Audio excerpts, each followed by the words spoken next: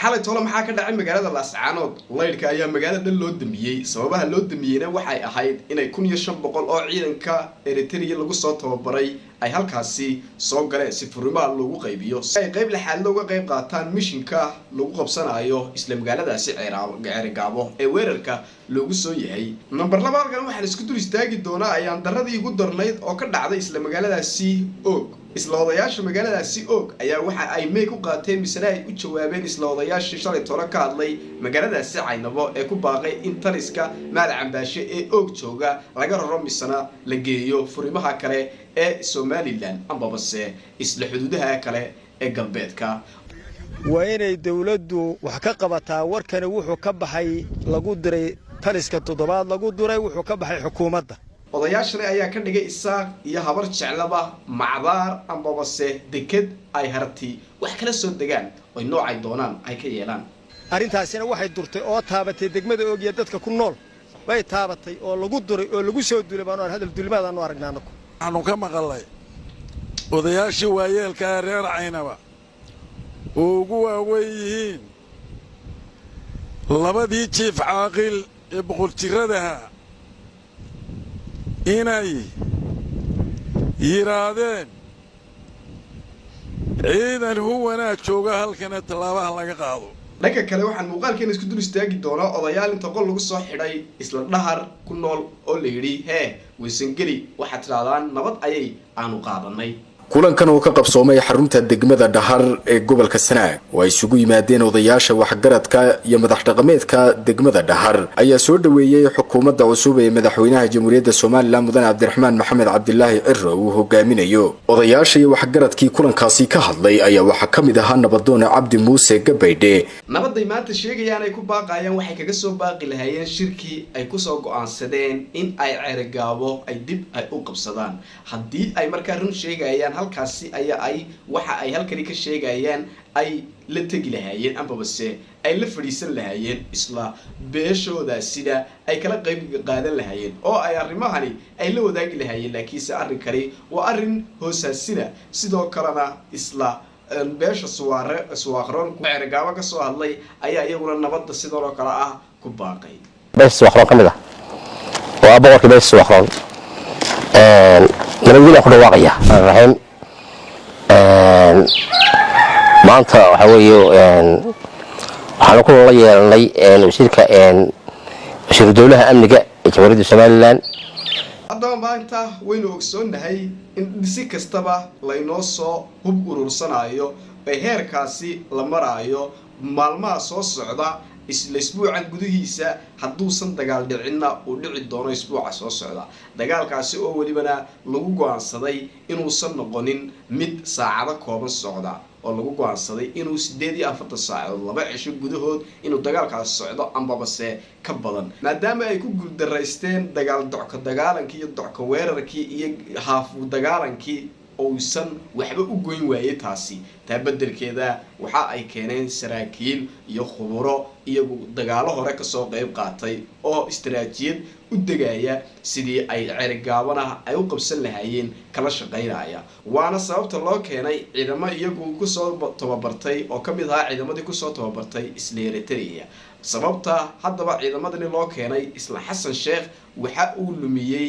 isla maamul goboleedkaasi Puntland oo Siciidanay ayay hore isku hayeen oo ishayntii iyo siyaasadii ay isku hayeen darteed ayuu maanta uusan waxba ugu darsanin isla dagaalkaasi ay ku tilmaameen inay kula jiraan argagixisada dagaalkaasi argagixisadaasi ay kula jiraan Daesh maadaama uu ka caawin waayay siyaasadahaadna dan ay isku hayaan waxa uu Xasan Sheekh go'aansaday inuusan luminin hartigii kale oo aysan ku daba faylin isla Siciidanay taasi bedelkeedana Weysangeli inuu bahante ayuu markani isagu danihiisa siyaasadeed uu ku fushanayaa sidii uu hirgelin lahaa qof iyo codka uu ka daba cararayo ee uu farmaajana hore uu isagu uga diiday waana sababta ku kaliftay inuu xaggani uu wax allaale waxay u baahan yihiin iyo baahiyaha ay qabaan uu isagu uu ka xaqabtiro gaar ahaan haday tahay hub iyo maal iyo ragba taasi bedelkeedana uu halkaasi uu isagu ku dayacay isla maamul goboleedkaasi Puntland haddaba maanta waxa ayaan daraa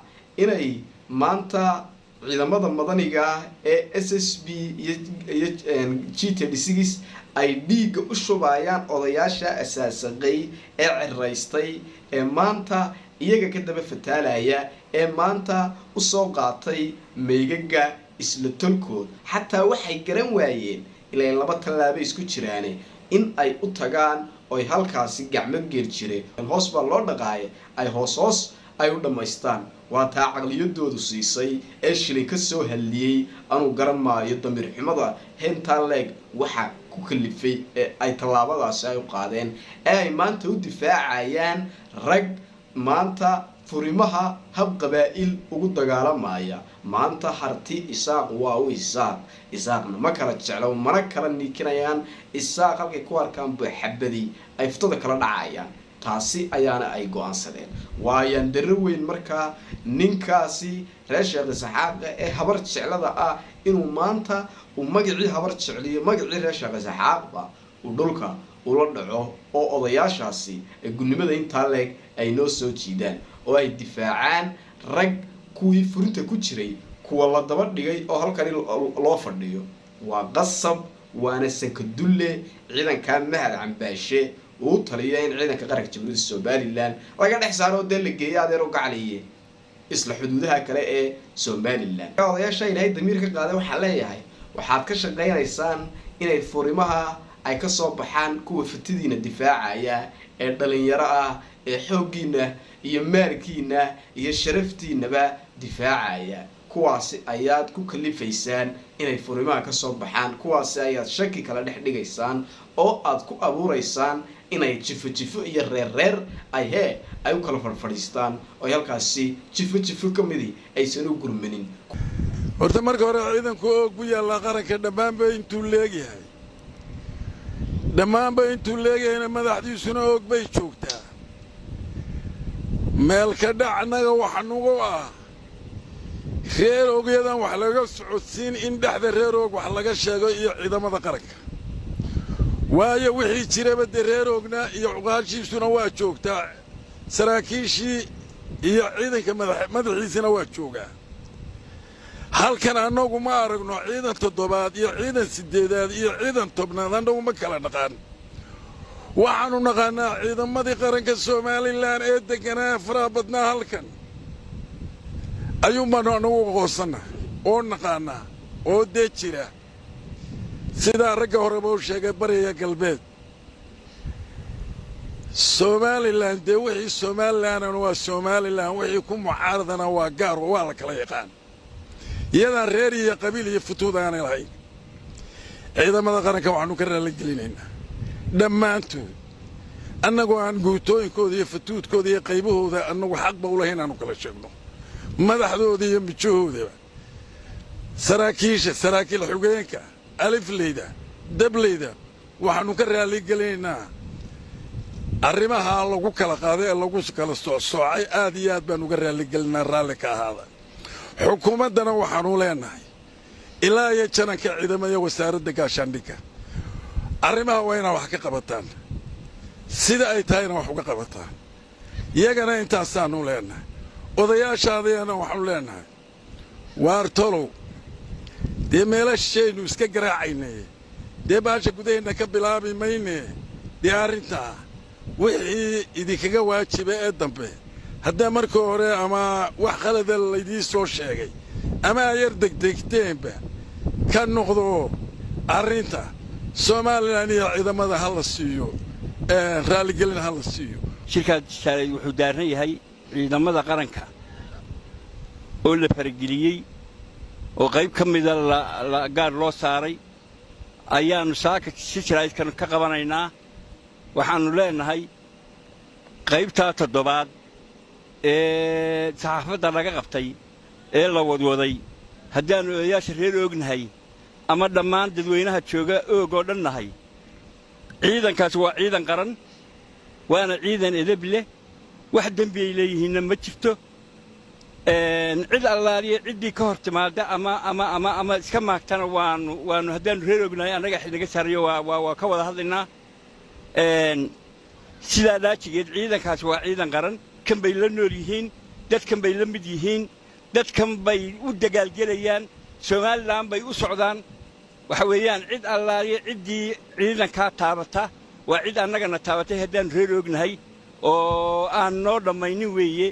waxaannu leenahay odayaashii hore ka hadlayna odayaal raalli ahaada arrintaana ka noqda xaalla ka bixiya ciidankuna waa ciidankeennii waxaanuna ku taajiraa in ay iyagu laascaanood sidii berigii hore inoo geeyaan oo inala qabtaan baannu ka rajaynaynaa sidaa laajigeed waxaannu codsanaynaa iyadoo hadalku odayaal badan u taagan yihiin in arrintaa xaal laga bixiyo oo laga noqdo oo ciidanka la raaligeliyo oo ciidanka aynu wada ilaalinno war miidhiyaha galay oo waayeel reer caynaba ay ka hadleen warkaasoo ahaa dhaliilo loo soo jeediyey ciidanka qaybta 7aad ayaannu doonaynaa inaannu ka hadalno waayo ciidanka qaybta 7aad ama ciidanka qaranku fadhigiisu waa oog dadweynaha halkan joogaana waa reer oog annagoo reer oog ka wada wakiila warkaa waayeelku jeediyeen ee ciidankaa lagu gafay ciidanka qaybta 7aad waa ciidan qaran waa ciidanka jamhuuriyadda somalilan weeye warkaa waxaan leenahay waxba kama jiraan waa gaf waayeelkii warkaa sii daayey iyagana waxaannu faraynaa waannu ka codsanaynaa inay dib uga noqdaanoo saxaafadda ay dib uga hadlaanoo xaal marin ay sameeyaan waayo ciidanka halkan yimi dhammaantii ka soo baxay gobolka sool cid iyo reerama kala leh galbeed halka u dambaysa ka jooga iyo bari halka u dambaysa jooga waa ciidan jamhuuriyadda somalilan reerama kala leh ciidankii iyo jarankoodiina waxaannu leenahay xaal iyo boolojiis baannu idin siinaynaa annagoo ka mida kana wakiila cuqaasha iyo waayeelka gobolka saraar xaal iyo boolojiis baannu arrintaa ka bixinaynaa hawshaasina waa hawl aan waxba ayna ka jirin ciidankuna waa ciidan qaran oo la kala guray aanayna ku habboonayn in ciidamada la dhex galo isbiryan ahaana la dhex galo oo shacabku dhex galo ku milmo ama caaqil ha ahaado ama nin yaroo dhallinyaro ha ahaado ama wixii kasta ee la adeegsada ha ahaadee wixii ciidamada dhex gala ee ka hor yimaada waa nin somalilan ka hor yimi iyo qarannimadeeda iyo jiritaankeeda ka hor yimi ciidanka qaranku waa ko loo diray inuu ilaaliyo amniga gobolka sool inuu ilaaliyo waa ka loo diray haddaynu kala jojabinno magacyo u kala sheegnana innaga waynagu khalad arrinkaa xaal iyo boolojiis baannu ka bixinaynaa haddaannu nahay reeroog ka soo yeedhay walaalaha iyaga reer caynabo xaal iyo boolojiis baannu ka bixinaynaa aanay dib noogu noqon doonin eray ku khaldan soomaalinimadana ay tahay xaal iyo boolojiis ayaannu ka bixinaynaa sidooda yar hore sheegeen maqda qaranka la farageliyey arintaasaannu u soo baxnay waannu ka xunnahay aad iyo aad iyo aad baannu uga xunnahay ciidamada qaranka ee la farageliyey ee weliba qaybta 7aad la farageliyey aad iyo aad baannu uga xunnahay u diidannahay codkii ka baxay caynaba ee waayeelku ku hadlay ciidamada waxaan saa horeba loo sheegay waa ciidamadii qaranka waa ceebka saliin in la farageliyo ciidamadana oo weliba shacabku farageliyana ee dee xagga sharciga iyo xagga qawaaniintaba dee wax xaaraan xaqba looguma lahayn waa yeelkaa ciidamada farageliya xaqba uguma lahayn yeelkeeda way dhacday waxaanu ka codsanaynaa waa yeelkii arrintaa gala inay arrintaa dib uga noqdaan xaal la ka bixiyaan iyo boolojiis qaybta 7aad qaybta 7aad waa tuma qaybta 7aad waa tuma waa qaybta inaa cambaasha xukumo inaa cambaasha waa kuma inaa cambaasha nin somalilan oo maanta loo sheegayaa hadduu qofka somalilan yahay asala inaa cambaasha loo sheegi maayo inaa cambaashe qofkii somalilan caqli leh ee miyir ku jira wuu garanayaa waxa weeye qofka dee aan markaa ka warhayn marka loo sheego waa kii inaa cambaashe dee laascaanood geeyey somalilan sidii uu geeyeyna tukaraq waa kii geeyey ilaa ay soo jabtayna markay Soomaaliland soo noqotay soo jabtayna wuu la soo jabay wuu la soo noqday waa siday tahay weeye wax alla wax iska bedelay mowqifkiisii oo iska bedelay oo la og yahay oo aanu ognahay ama cid kale og tahay ma jiro reer og haddaan nahay annaga cid walba ka warhayna ciidamada toddobaad ciidamada dalka ciidamada ugu nadiifsan weeye haddii qish ku jiray haddii cid Soomaalilandiida ku jirtay way ka hadhay ma soo raacin waxa maanta halka jooga waa intii nadiifta ahayd waa intii Soomaaliland asalka ahayd waa haddii lagu gafo cidii maanta si gaar ah u aragta ciddii si gaar ah u aragta waa in bir finiin ka hadhay weeye waa intii soo jabtay waa intii soo dhaawacantay waa intii soo halgantay waa intii maanta waqtigaas sidii halkii uga haysa maanta ninka waa ku gafa waa nin aan dalka joogino hurda haddaanu reer ognahay waxaanu idiin sheegaynaa walaalahayow nimankaasi cadow Soomaaliland maaha arrintaa ku kacday ee samaysay ee falka abaabushayna taliyaha sirdoonka jananka bilayska iyo madaxweynaha iyo wasiirka arrimaha gudaha waxaanu ka codsanaynaa ciddii waxaa samaysay ee ciidamada u kala abtirisay u kala faalisay ee qaarna huwan ku sheegtay waxaanu tallaabo ka codsan inay tallaabo ka qaadaan oo ay sharciga la tiigsadaan degmadan oogna